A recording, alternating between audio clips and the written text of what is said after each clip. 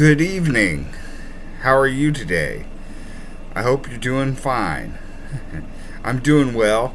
I just got off work and I ended up buying a Dallas Cowboys t-shirt at Albertsons off a suggestion from my dad.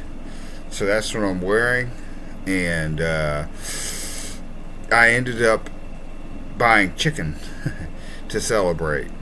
But we didn't have any Cowboys paraphernalia in the house, and I was trying to make shorts about the Cowboys, so to grow my channel.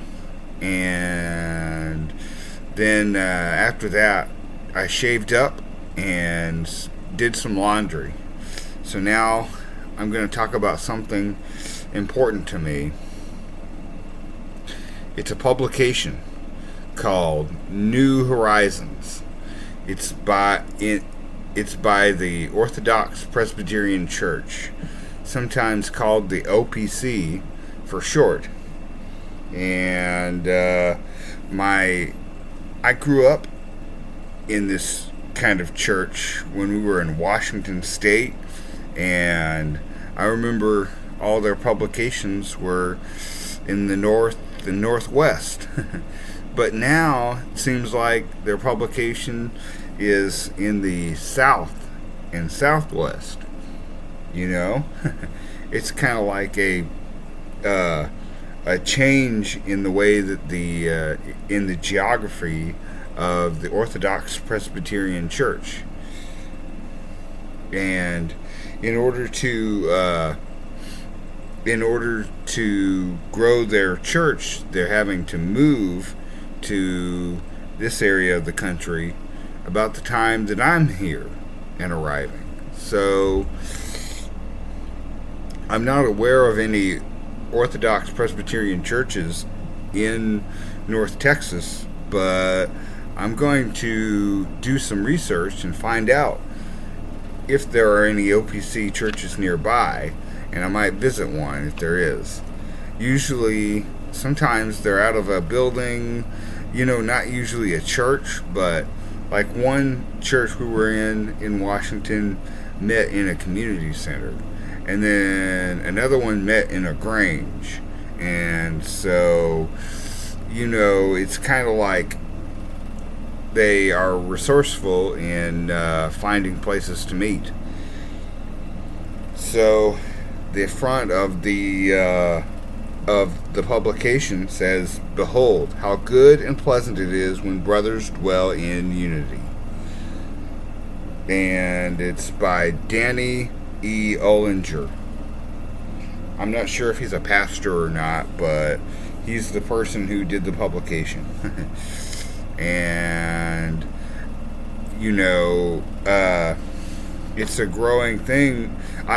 What happened is, today I saw on YouTube a video by John MacArthur about the Christians leaving the church. Like people who leave the church tend to be Christ followers, he said.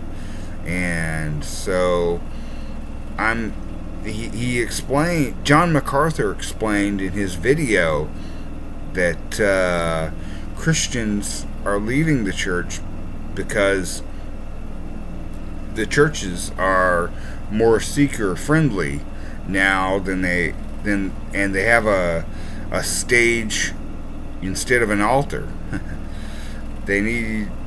So I wonder if the OPC church, do they still have a stage? Do they have an altar, or do they have a stage now? Like I went to a Grace Community Church here in Arlington, and they had a stage. It was really sad.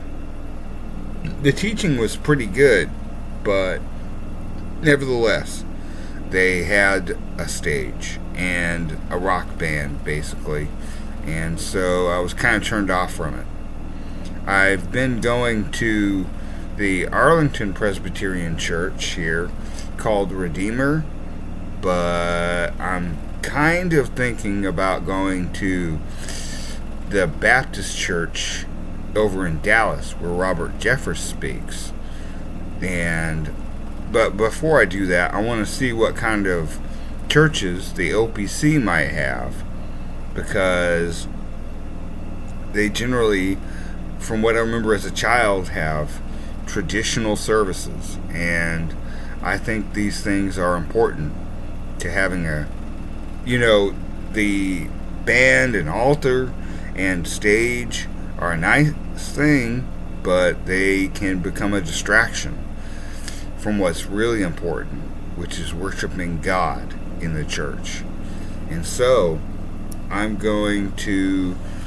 just wanted to share about this publication so that you know about it, because on page 3 it introduces Danny E. Ullinger and says, at the opening of every General Assembly of the Orthodox Presbyterian Church, OPC, there is a worship service led by the previous moderator, which in this case of the 91st General Assembly was Reverend John V.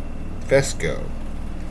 So this John V. Fesco delivered he was the moderator from the previous assembly, and so he was important to the assembly, because to the most recent assembly, because he gave the sermon that introduces the assembly.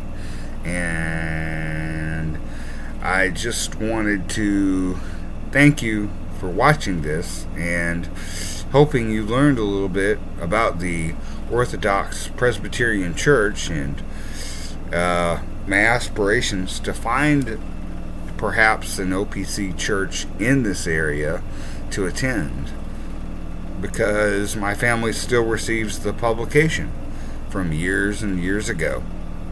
Well, thank you for watching, and have a good night.